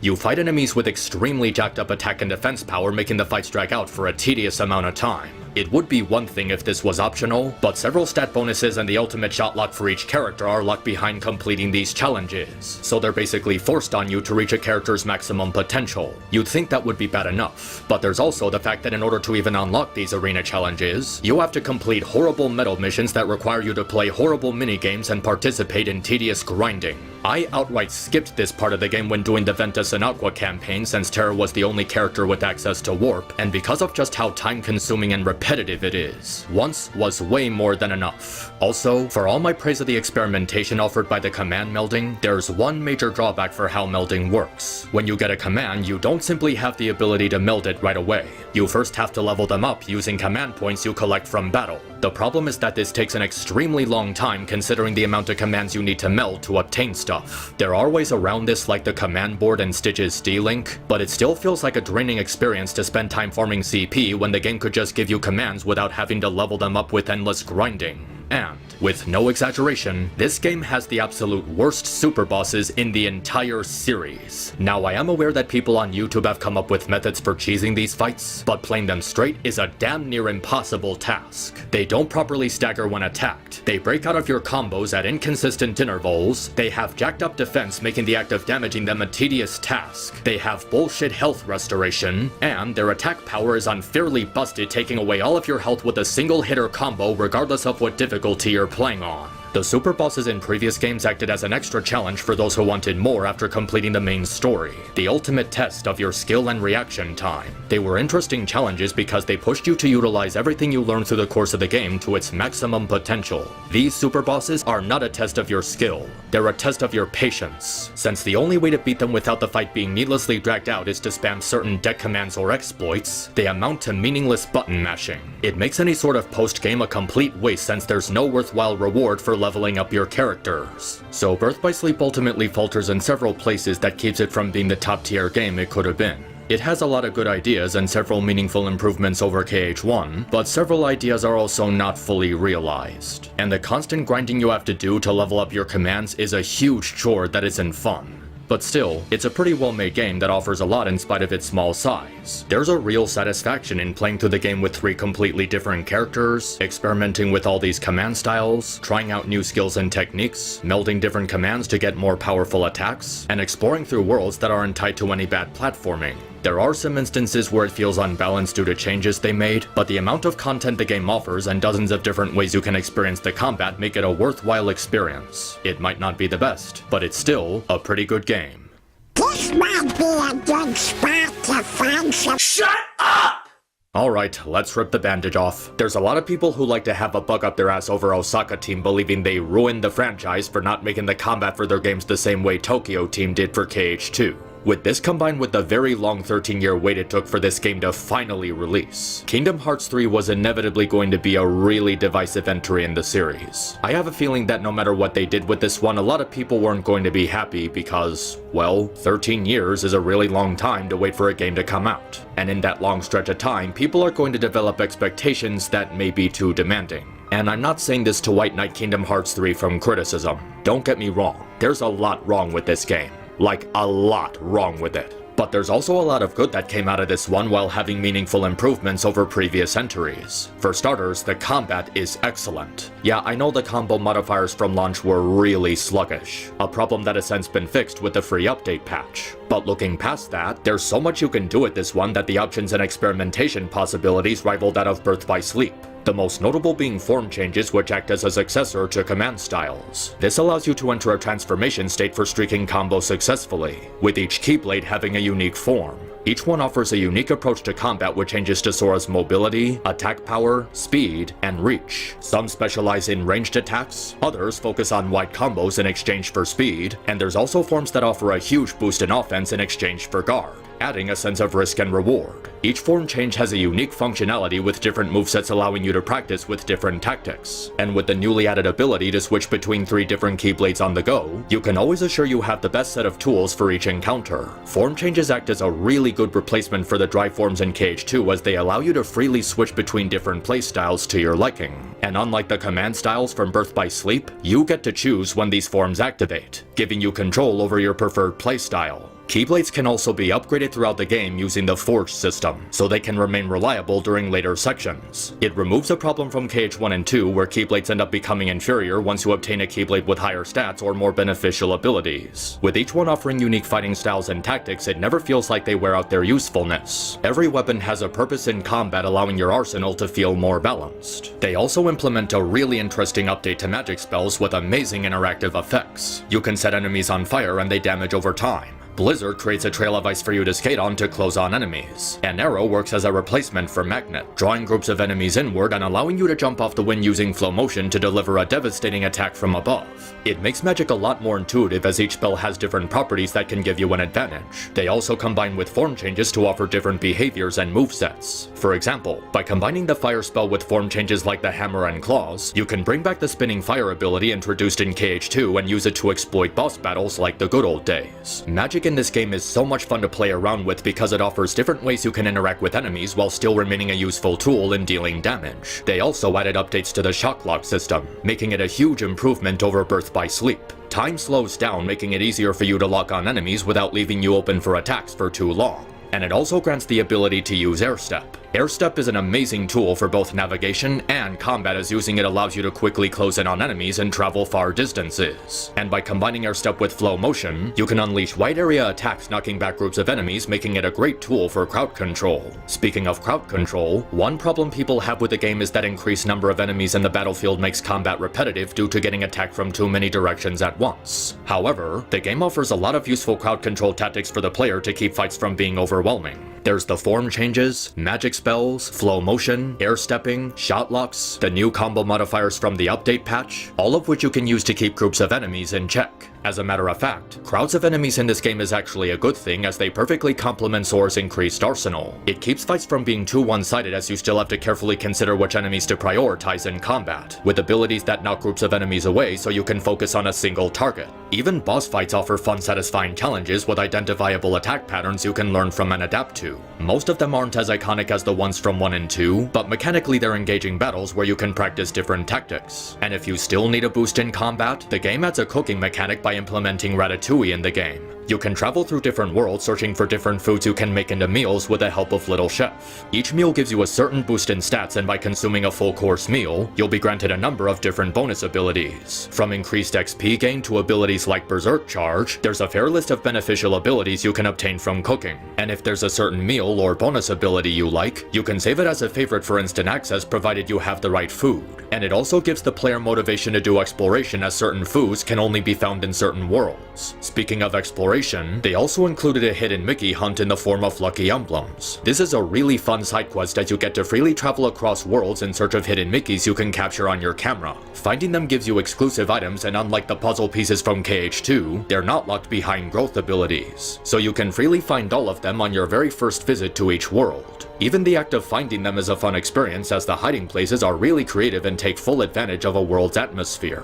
With the hidden Mickey hunt combined with ingredient hunting for meals, the game greatly rewards the player for exploring as you get really good benefits and worthwhile rewards for the time you spend on these quests. There's also Rage Form, which is a huge improvement over Anti-Form as you have control over when it activates and you get a lot of benefits from using it. It has a much better moveset with combos that are less stagnant and a risk ability that allows you to increase your combo capacity in exchange for health. Other features include fast travel between save points so you don't have to constantly go back and forth between the gummy ship, an updated party member system that allows you to have all your teammates on the field at once, mech combat with 3 distinct types of robots with different attributes to control, and a cheat mode that allows you to customize the game's difficulty to your liking. You can use easy codes to one-shot enemies, which can be really useful for speedrunning and item grinding, or pro codes if you want to challenge yourself. This game also has the benefit of having the absolute best gummy ship mode to date. Instead of just reducing it to a shooting gallery, they gave the gummy ship its own free world for you to explore. You have full control over the ship and can navigate entire star systems at your own pace. You can collect money, destroy asteroids to obtain minerals, hunt for treasure, go through vortexes to increase your travel speed, and even take pictures of constellations. The level of detail they put into this part of the game is incredible, and it makes for a really fun side attraction while traveling to new worlds. The worlds themselves are also really fun. Well, not all of them, but that's for later. The fields you venture through are large and expansive, with more open space for travel and combat than ever before. They're made to compensate the large groups of enemies you encounter, and they never feel overcrowded or cluttered. There's a lot of space for you to maneuver around so you can base a strategy on your surroundings more clearly. And not only are they big, they're also beautifully designed. Not just graphically, but for the amount of detail they put in each one. Each world has unique gimmicks and visual aesthetics that do a great job in capturing the spirit of the movies they're based on. The lush plant life of Tangled, the open seas of the Caribbean, the technological marvel of San Francisco, the factory aesthetic of Monsters Inc., Andy's room in the toy box. Even Olympus is made into a fully explorable world instead of just a Colosseum arena. Every world feels different in some way, so you always get the feeling that you're going somewhere new. Finally, there's the Remind DLC that acts as additional content akin to the final mix versions of 1 and 2. It provides you with all the stuff that you'd expect. A story expansion, more boss fights, a new world to explore, but the best thing about it is how it gives you the ability to play as different characters, including Roxas and Kairi. The gameplay of these two in particular is phenomenal, with so much fluidity and stunning visuals complementing their movesets. Roxas plays like you're actually in control of the boss fight from 2.5, and Kairi has an extensive moveset that allows her to play differently from Sora while still feeling unique. If this game had some kind of mode that allowed you to replay the whole game as them, it would have been completely set. They're just such an amazing addition to the game. And now, for the stuff that really sucks about this game. This might be a good spot to find some ingredients. This might be a good spot to find some ingredients. This might be a good spot to find some ingredients. This might be a good spot spot to find some ingredients? This might be a good spot to find some ingredients. This might be a good spot to find some ingredients. I know this doesn't relate to anything story or gameplay wise, but the constant inescapable dialogue that plays every single time you go into an area with ingredients is insufferable. Aside from the line delivery being awkward, it's unbearably repetitive as there's no way to disable it. Every time this dialogue came up, I wanted to destroy the speakers on my television set just to escape this torture. It is so tiresome to hear them say the exact same lines in the exact same way, in the exact same speed, in the exact same tone, and it always comes up when you least expect it, so you can't even mute the TV ahead of time to escape it. Half the time I actually dreaded playing through this game because I knew that at some point this stupid dialogue was going to pop back up. The upteenth time that I heard this, I thought my eardrums were going to implode from the stress of listening to it over and over. I would honest to God rather listen to Sittin' on the Toilet on continual loop than subject myself to this cringe dialogue even one more time. It is that painful. Okay, now that I got that out of the way, let's move on to the game's other problems. The story, for starters, is absolutely terrible. It has by far the absolute worst pacing in the entire series in terms of how much pointless filler it has, with nothing important happening for like 70% of the game. Cutscenes go on for way too long with a lot of awkward pauses and really badly delivered lines. And the Disney worlds have practically no point of being here because of how little they contribute to the plot. Half of them are literally shot-for-shot repeats of the stories of the original movie. Like, dead serious. Shot-for-shot repeat of the original movie. Yeah, it was cool at first, but now it's just unbearable. I don't care how much detail they put into these cutscenes, they're a boring slog to sit through. Not to mention they end up being worthless anyway since the power of waking is pulled straight out of Sora's ass. KH1 and 2 gave Sora a clear reason for exploring each world. KH1 was about sealing keyholes to slow down the Heartless invasion. KH2 was about searching for Riku and the organization. This game, half the time I forgot there was even a plot going on because they do so little to address the actual story. Apparently they were traveling to different worlds in search of the power of waking, but Ventus tells Sora that he had it all along, making all the time we spent in each Disney location completely pointless. And then you have the completely pointless subplot with Pete and Maleficent that went absolutely nowhere.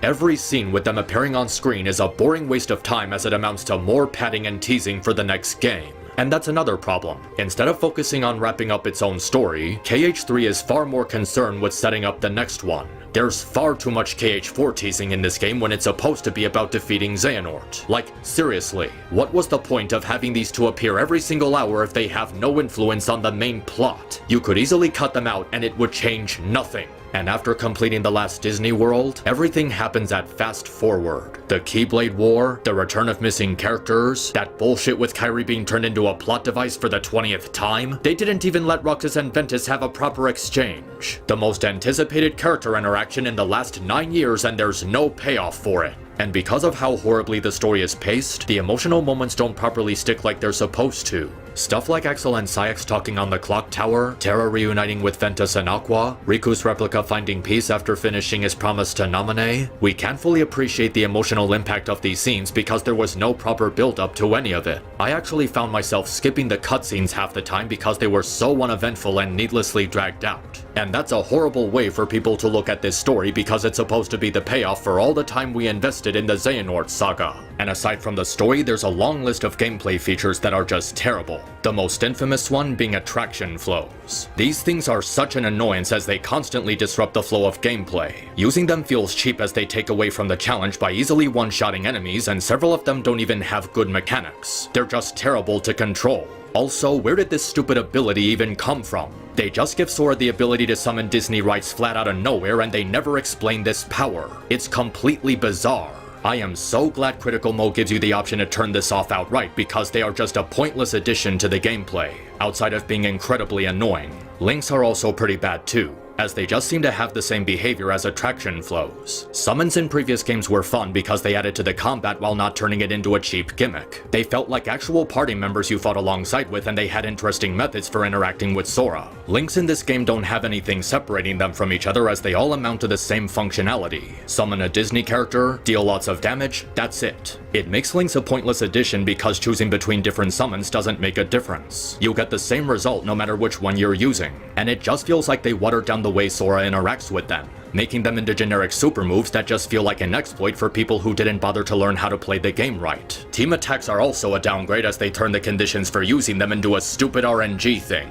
Unlike KH2, where you could use them as long as you had MP, team attacks in this game pop up randomly. You have to stand around and wait for the game to randomly give them to you, which by then you won't even need them because you're already in the process of finishing a fight. The only way to get past this is by using the team effort ability, which cost a whopping 50 AP to even use. Who the hell thought this was a good idea? None of your guest party members are even going to get that much AP by the end game. It's complete bullshit. Wall running is a clunky addition that wasn't fully realized as Sora tends to stagger when trying to move in certain directions, which isn't fun when you have to fight enemies sticking to walls. The ship combat in the pirate world is horrible, with extremely slow mechanics that aren't fun to engage with. And what makes it even worse is that it takes up the majority of the level, practically having the world built around this terrible system. Boss battles drag out for way too long, demanding that you spend time collecting crabs in order to level grind your ship. And the control you have over the ship is painfully sluggish with bad aiming that feels like you're not properly hitting anything. While the world itself is fun to explore, the ship battles are a horrible addition that take enjoyment away from it. There's also a really shitty gimmick where you slide around on Goofy's shield, with terrible controls and a camera that fails to properly keep up with your movements. And they make this shitty mechanic mandatory with several segments forcing it on you with no way of skipping them. Not to mention the horrible flan minigames that you need to do to gain access to ingredients for food and the ultimate weapon. Half of them are boring and generic, the other half are infuriating with horrendous controls and mechanics tied to them, including the aforementioned shield sliding. These minigames outright punish you for mechanics that don't properly work, and it makes the act of obtaining the ultimate weapon an abhorrent chore. Another problem with this game is how it pretty much throws everything at you in the very first world. Wasn't it a plot point that Sora lost most of his power after the events of Triple D? Now all of a sudden he's summoning theme park rides, activating form changes, using powerful shot locks, flying through the air, performing flow motion. What is even happening? They just give away all of Sora's abilities like candy, making him too OP at the start of the game. It takes away from the experience by turning the opening level into a giant cluster of ridiculous stuff with no limitations. Instead of unlocking new abilities over time like in KH1 and 2, which gave you the feeling of growing powerful over time, you already start off powerful. It takes away that feeling of progression previous games gave you by throwing everything at you at one time. Obtaining powers and abilities in previous games was rewarding because there was a sense of accomplishment to getting them after defeating a certain boss or completing a certain quest. In KH3, all of the powers and abilities you obtain are tied to the game's opening tutorial, so you accomplish nothing by obtaining them since you're expected to get them off the bat. It's cheap and lazy, and it makes the rest of the game feel linear in terms of character growth. There's also an issue with some of the worlds being downright awful. For starters, the Winnie the Pooh world is completely and utterly butchered. In KH1 and 2, you got the sensation that you were actually exploring the 100-acre wood, going to all sorts of places by moving to different parts of the book, visiting locations faithfully adapted from the movies, interacting with the entire cast of characters, playing a variety of minigames with different mechanics. It was a lot of fun. It acted as a lighthearted break from the action RPG aspect of the game by giving you a world driven purely by character interaction, exploration, and relaxing atmosphere. It wasn't always perfect, but it was a charming portion of the game that really captured that sense of childhood you got simply from spending time with these characters. Kingdom Hearts 3 throws all of this away in service of a terrible minigame that forces you to do the exact same thing 3 times in a row. It just amounts to a shitty version of Bust a Move where you mix and match fruits and vegetables with no variety between the 3 times you do it. It's boring and repetitive, especially as the game forces you to sit through the same tutorial every single time you start it up. Why do I need another reminder of how to play this minigame? I just did it 3 minutes ago. The exploration aspect is completely removed, giving you only one location to play in, and the large cast of characters isn't even present. They throw in like one new character from the movie that no one remembers. Seriously, did anyone actually watch this thing? And the storyline doesn't even have a conflict to resolve. You just talk to a small handful of characters about gardening, and that's it. It's an entirely 100% pointless addition to the game that feels like it was only put in there out of obligation. After the incredible amount of detail this world was given in previous games, it's actually kind of insulting how little they cared about it here.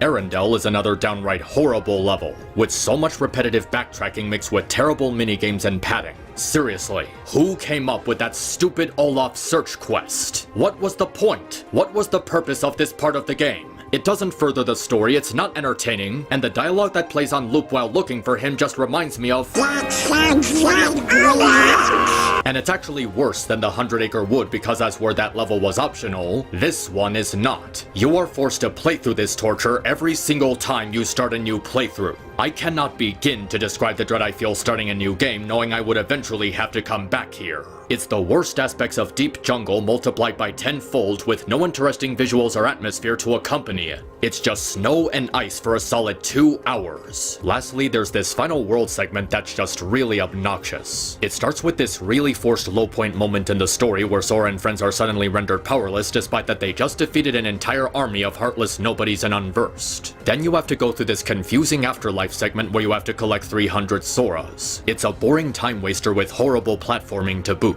Then you have this annoying segment where you have to fight the same boss 7 times in a row. Then you have one of the cutscenes playing out exactly the same. Then you fight the Demon Tide for the 5th time. Then you have this random out of nowhere scene where the Keyblade warriors of the past suddenly show up to help out. And don't even get me started on that bullshit they pulled with Terra's lingering will, where he shows up for a total of 2 minutes of screen time before completely disappearing from the plot. But by far, the worst thing about Kingdom Hearts 3 is how completely broken the guard system is. And I don't mean broken like spam it like Aqua's cartwheel and you gain invincibility. I mean broken like it does not fucking work like it's supposed to. The invincibility frames are horrible as they don't provide proper protection from attacks, and it doesn't even properly deflect attacks resulting in unfair damage. Half the time the hitbox completely disappears resulting in you getting hit despite that you clearly had your Keyblade in front of the incoming attack.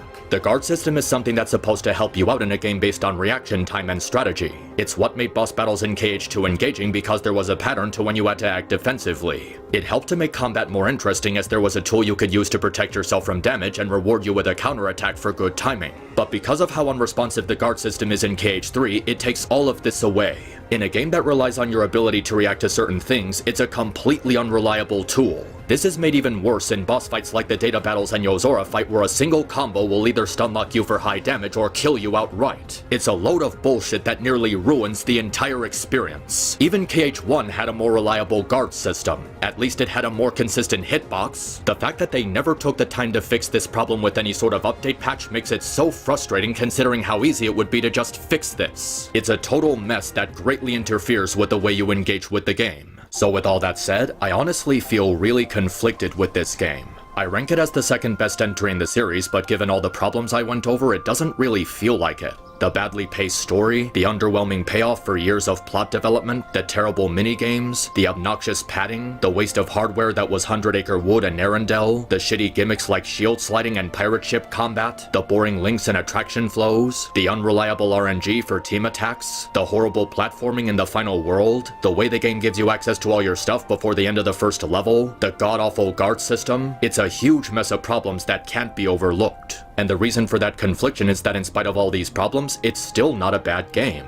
When compared to many other entries in the series, it's still very well designed with notable improvements and enhancements. It feels like it had the potential to be the best in the series, but muddied its opportunity with so many bad decisions. It's frustrating that there are so many things holding KH3 back because it really does have some of the best stuff out of all the Kingdom Hearts games. The air stepping is great. The form changes are great. The dozens of different playstyles and weapon combinations is great. The updates to magic spells is great. The gummy ship mode is great. The data battles are great. Playing as Roxas and Kairi is great. The cuisine bonuses are great. The hidden Mickey hunt is great. The easy codes and pro codes are great. That last fight with Xehanort is just freaking fantastic. I do still feel like this game could have been a lot more than what we got, but what it gave us is still a pretty fun experience. And hopefully Square will learn from the problems of this game to make Kingdom Hearts 4 the next best game in the series. It's far from perfect, but it's still a pretty cool ride.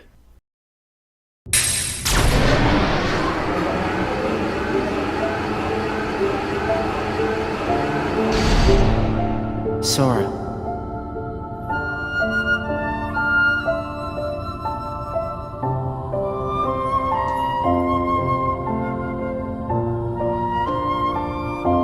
You're lucky. Looks like my summer vacation is over.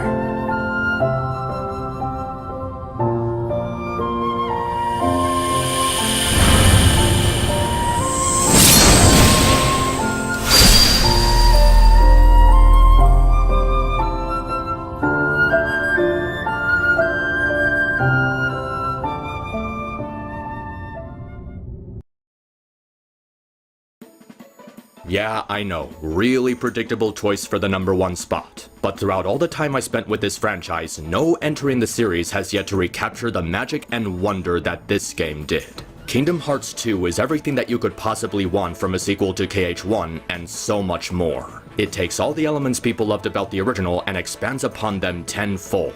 More shortcut options, more abilities, more combo modifiers, better minigames, a bigger and better gummy ship mode, improved camera controls, and this is only the tip of the iceberg. This game has so much to talk about that it's impossible to go over everything in an isolated segment of a worst to best list. But I'll do my best to go over the most iconic elements that everyone loves about it. The most prominent one being the combat. The combat in this game is phenomenal, almost to the point that it's unbelievable that this is a sequel to KH1. Not only did they make improvements while fixing past issues, but they added so much new content that the experimentation options are practically limitless. Everything about it feels faster than before, allowing you to dish out combos a lot quicker and deal damage at a breakneck pace. But it's not just faster, it's also tighter and smoother. All of Sora's movements have such a majestic weight to them that you really feel like you're swinging his keyblade around. The force and impact of every attack feels satisfying and authentic, making the combat feel so much more addicting than the first game. The combos that Sora can pull off are much more in-depth than ever before, with even more modifiers and branching paths for different combinations. It makes the game less of a button masher as it adds a satisfying sense of decision making with each attack and modifier having a unique use, which can help you plan different strategies and drastically change your approach to combat. Instead of simply making everything tied to the X button, the combo modifiers and new attacks are assigned to different buttons. This adds a layer of timing and careful planning to your combos as you have to decide which button you're going to press, which combo modifiers you want to use, how you want to end a combo. It takes the simplistic nature of the first game and gives it a much more complex feel, like a true successor to what we previously got. There's also a number of features that greatly improve the pace of the gameplay with real thought of the previous game's flaws taken into account. You can now assign items to your shortcuts instead of just magic spells. You can open chest during combat instead of having to wait until you defeat all the enemies in an area. You can switch party members while on the field and even in the pause menu instead of only being able to do it at a save point. Your counterattack is faster and more responsive than it was in the first game, making it a much more reliable tool. Sora's attacks have a much wider range and flexibility to them, allowing him to properly engage with aerial enemies he previously couldn't fight properly. They're also less stiff, with no troubling lags allowing him to move quickly out of danger instead of being left open. Even the field of view, which was a huge problem in the first game, is completely fixed. The camera is set a lot further back, giving you a much better scope of battlefields and enemies. It allows you to more properly detect oncoming attacks and analyze your situation so you can better plan your strategies in a tense situation. The guard system is improved and made much more reliable. It activates more quickly with better iframes and can properly block attacks from multiple directions. It also plays into a crucial element of the combat, where you have to carefully consider the timing of your actions, taking notice of an enemy's movements to know when it's the right time to press the square button, and getting the timing right can net you a really rewarding advantage in combat, with counters, reaction commands, and even stun locks. And not only are there so many improvements over the first game, but there's so many new tools and options given to you throughout. Dry forms, summons, magic spells, launchers, team attacks, reaction commands, all of which have a proper use in every combat situation. Launchers can be activated in the middle or end of a combo, allowing Sora to knock enemies into the air to juggle them. Not only is this a great offensive tactic, but it also works defensively. It lets Sora focus on a single enemy while moving away from ground level, to safely distance himself from other enemies while focusing on a single target. Team attacks offer a unique way for party members to engage in battle, performing a joint attack with Sora to attack groups of enemies in one fell swoop. Not only do they provide a great defensive edge, but they're also a lot of fun to use. Each party member's limit behaves differently, offering something new with every party member you come across. It helps to make the characters you team up with feel more unique and involved in battle, giving them a much bigger role in combat than just providing support or additional healing items. Summons are also greatly expanded on, with each one having a unique gimmick with useful benefits. They can provide crowd control, restore your MP, heal you, and behave independently from Sora, making them feel like bonus party members instead of just generic summons. They all have variety and distinct purposes in battle, with so many different uses depending on your playstyle. Magic spells return with far more flexibility than the first game, with each one having a different behavior and strategic use in battle. They can be used as projectiles, spinning attacks for crowd control, launching enemies into the air, and even reflect damage while providing you with a barrier of invincibility. There's so many different ways spells can be used both offensively and defensively, giving them a greater sense of utility. There's also reaction commands, which are easily one of the best additions to the series by far, adding a cinematic edge to battle with so many different ways for Sora to interact with enemies. It's a really satisfying reward for those who can properly recognize and time them, allowing Sora to turn their powers against them in a fun way. They fit properly into the core gameplay, giving you another method for attacking enemies while rewarding those who play more defensively. But the biggest addition is easily the introduction of Drive forms, allowing Sora to absorb party members to activate special forms that prioritize in different techniques. There is so much experimentation that can be done with these forms, taking the possibilities of combat to an entirely new level. Forms that specialize in quick physical combos, forms that allow you to use magic in creative ways, forms that alter the properties of both Keyblade and magic-based techniques. Each one feels distinct from each other, giving you the sense that you're always doing something different, and the burst in power they provide is so satisfying that it makes them a great tool to practice with. KH2 provides you with so many different options that didn't exist previously, creating so many different ways to approach every combat scenario. But unlike KH3, it doesn't give you too much at one time. All of the new abilities are properly spaced out throughout the story, so you're given new tools at just the right time. To make up for getting assets progressively instead of all at once, the game gives each tool a unique function that can help you out in different ways, allowing you to switch up the pace of the combat to your liking very early on. Not only do you have a huge arsenal, but the game allows you to freely weave in and out of different abilities and techniques, letting you quickly switch between tactics. And the transition between different abilities is so smooth and responsive that it makes you want to switch between different tactics instead of just spamming basic combos. Transitions between ground attacks and aerial attacks, transitions between magic spells and physical attacks, transitions between combo finishers and team attacks. It's so much fun comboing different abilities into each other because of how in sync it is with the faster pace of the gameplay. And since the game allows you to zip in and out of them freely, it adds an extra layer of depth to combat by providing you with so many different choices. They also added a new feature that makes obtaining abilities more interesting, allowing you to unlock combo modifiers and support abilities by completing certain checkpoints in the story instead of level grinding. It feels much more natural than having to spend extra hours grinding for them like you had to in KH1, and it makes winning a boss battle so much more rewarding by obtaining these as a prize. You'd probably think all this stuff would make Sora an unstoppable force, but fortunately, the game is built in a way that challenges you very carefully. KH2 offers a huge and healthy variety of enemies, each with unique designs and behaviors in battle. Every heartless and nobody you come across encourages you to fight them in different ways, experimenting with different strategies and tactics to survive. You can find yourself dying really quickly if you just mash the X button, especially on higher difficulties. Memorizing enemy behaviors and knowing how to exploit their weaknesses is crucial to making combat more complex and thought-provoking as opposed to a brainless button masher. Every enemy encounter feels fair,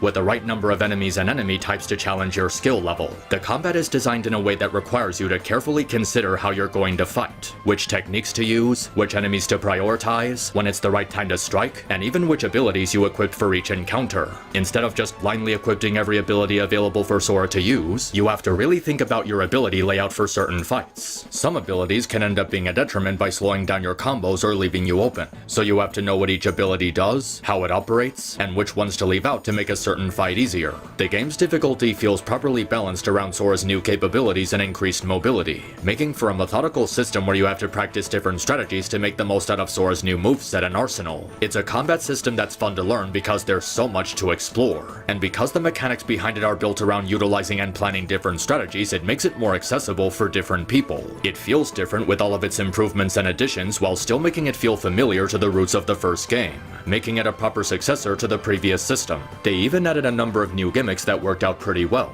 The Pride Lands is a really fun level where you take control over Lion Sora with his own unique combo modifiers and mechanics. While it does have the issue of removing options like Atlantica and Neverland from KH1, it makes up for it by giving Lion Sora his own unique abilities for fighting enemies. Launchers, mid-combo techniques you can use with a square button, a dash ability that allows him to move faster, a dash tackle that allows you to transition from running into a wide spinning attack, and a combo finisher with a wide AoE effect. He's quick, nimble, and really flexible, allowing him to make all sorts of fast fast maneuvers in the heat of battle. Lion Sora is so much more satisfying than Mermaid Sora because of how much more freedom it gives you. His attacks are faster and his movements aren't slowed down by the terrible swimming controls Atlantica forced on you. And as an added bonus, they give you the ability to play as King Mickey during select boss fights. Not only is this a fantastic Easter egg for those who can find it, but playing as Mickey is also fun in its own way. His movements and controls are slick and smooth, with unique abilities and mobility you can use to make up for his lack of defensive options. You can even choose to play entire boss fights as him with enough skill, making for a really fun detour from playing as Sora.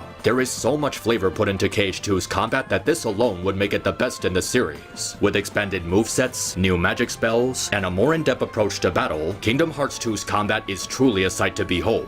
There's so much complexity and thought put into it that it still amazes me that they improved upon the first game as much as they did. It's simply an amazing system that only gets better and better every time I revisit it. Of course, it's not just the combat that's largely improved over the first game. The Gummy Ship mode is so much more fun, made into a fantastic shooting gallery minigame instead of just a generic point A to point B feature for traveling in between worlds. Each course is visually dazzling with fantastic music to accompany the gameplay. They all have a unique pace to them and different challenges to separate them from each other, giving you something new to do every time you engage with a course. It really gives you the sensation that you're traveling across space, with courses that are fun to look at with a unique aesthetic to each one. The Gummy Ship mode is simply a huge improvement over the one from the first game, with more energy and visual variety to make the detour in between worlds a fun activity you actually want to engage in instead of it being forced on you. The level design is also improved over the first game. They completely remove the horrible platforming and just allow you to freely travel across areas at an even pace. Not only are they faithfully designed after the aesthetic of the Disney movies, but they're also brilliantly made with the refurbished combat in mind. Areas are wide with a ton of open space, allowing you to make the most out of Sora's increased mobility and arsenal. They managed to present a good scope of the battles, giving you room to properly maneuver and plan out how you engage with enemies. And they still have a sense of exploration with background elements you can interact with and chests you can search for to gain additional items. The item synthesis system, which was a huge point of content in the first game, is improved upon and fixed in so many ways. There is still the tedium of killing the same enemies over and over again for the RNG-based chance of them actually dropping the synthesis item you need, but the game provides you with a set of tools to make item synthesizing drastically less time-consuming than it was in the first game. It introduces a leveling system where you gain experience from creating items, which allows you to cut the required items needed for synthesizing in half. You even gain access to using special items that cut down the required number for synthesizing items even further. And instead of restricting when Sora is allowed to get the ultimate weapon behind having to complete different recipes, you can obtain the right to synthesize it as soon as you get the required recipe and items. The rate in which you can obtain the ultimate weapon is so much quicker and less stressful than it was in the first game. Like, you don't even have to fully level up the synthesis system to obtain it. With the ability to drastically decrease the number of items needed to obtain items, while also removing restrictions that were set in the first game, item synthesizing is made into a much more accessible feature. The Winnie the Pooh world is also highly improved upon, with more areas to explore, more characters to interact with, and minigames that are actually fun to play instead of annoying and badly designed. And the cream of the crop is how KH2 has the best ratio of good to bad boss fights out of any game in the series. There's a large number of them with a healthy variety between each one. All of them are built around Sora's enhanced capabilities, providing interesting challenges, with learning curves, recognizable attack patterns, and possible openings for the player to learn. Knowing when to guard and when to dodge while paying close attention to their movements makes them really engaging battles where you can't simply spam the attack button to win. There are badly designed bosses like in every game, but when compared to other entries in the series, they're a lot fewer and far between. They manage to be challenging without being unfair, providing you with battles that test what you've been learning throughout the course of the game. They're also a lot more active than the boss fights in KH1, with an improved pace and overall better flow.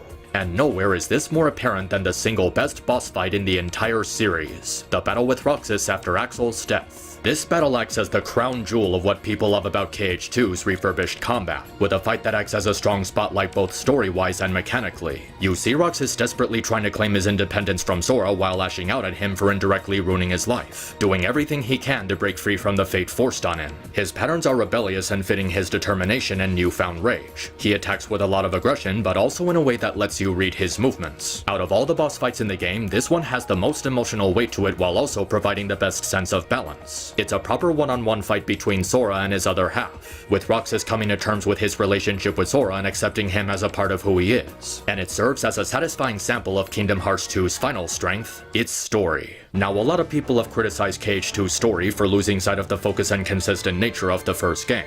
And I'd be lying if I said I didn't see that. Unlike the first game where each world had a purpose and meaningful connection with the overall plot, the worlds in KH2 are more or less filler that only loosely ties into the main story. There is the sense that Sora is fighting the organization and searching for a way into their stronghold, while looking for Riku, who disappeared after the events of the first game.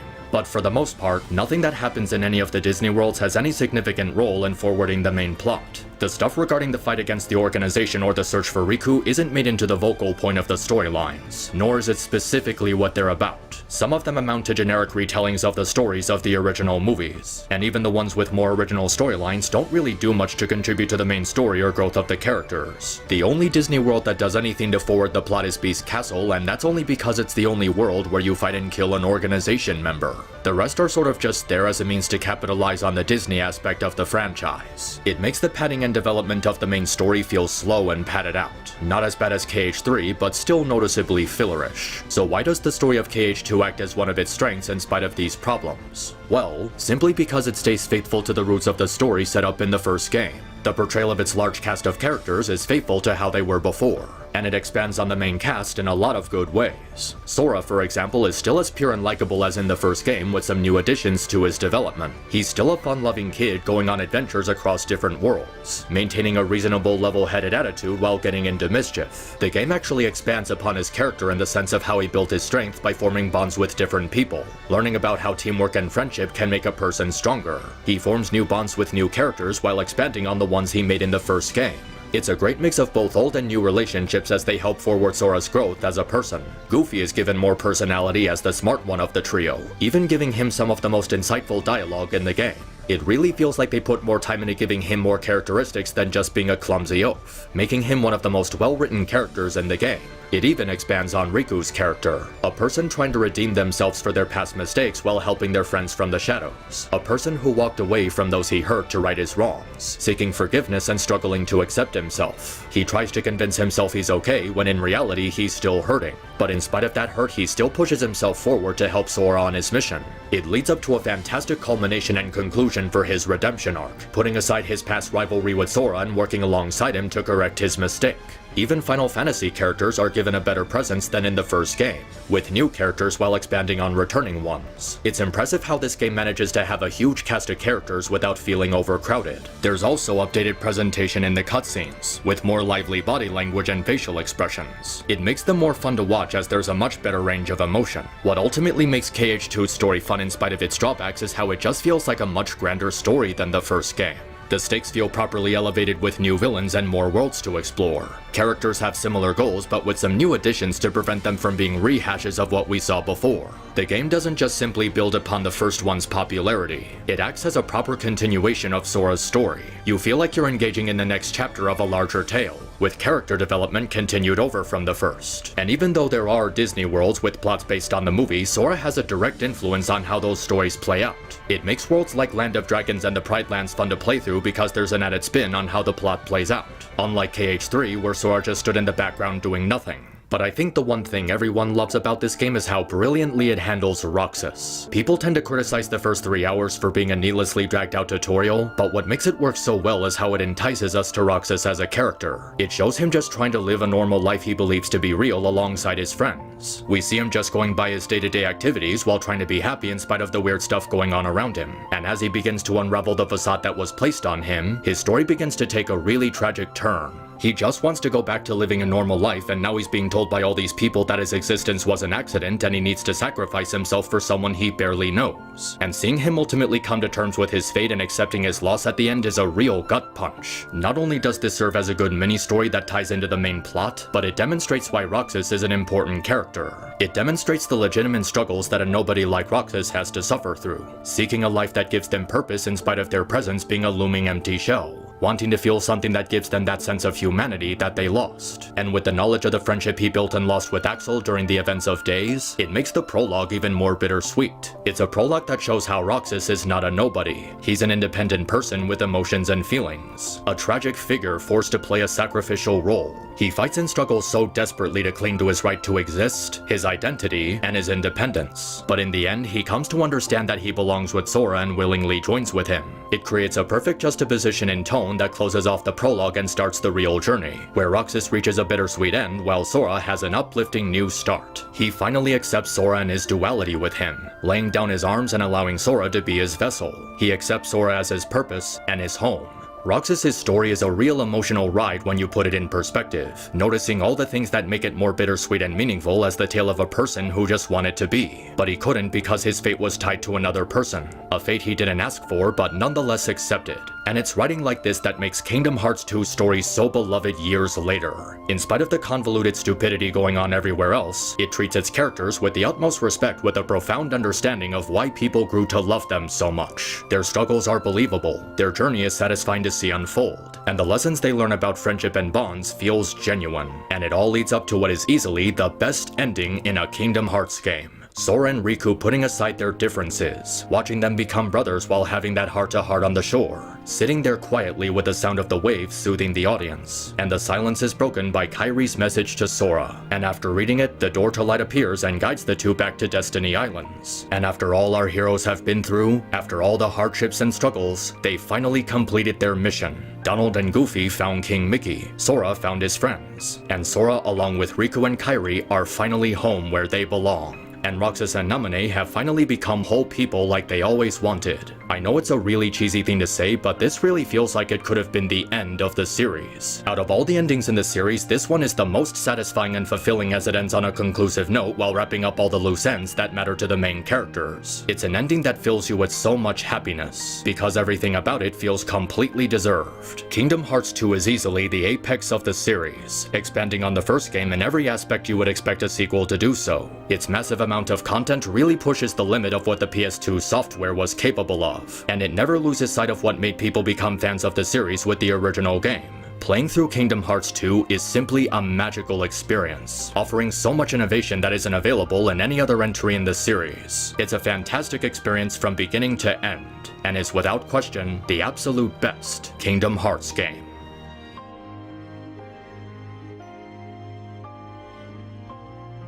Thanks for checking out my review. If you liked what you saw here and would like to support me, check out my Patreon in the description. Every little bit helps and I always appreciate those who support my work. Until next time, stay cool.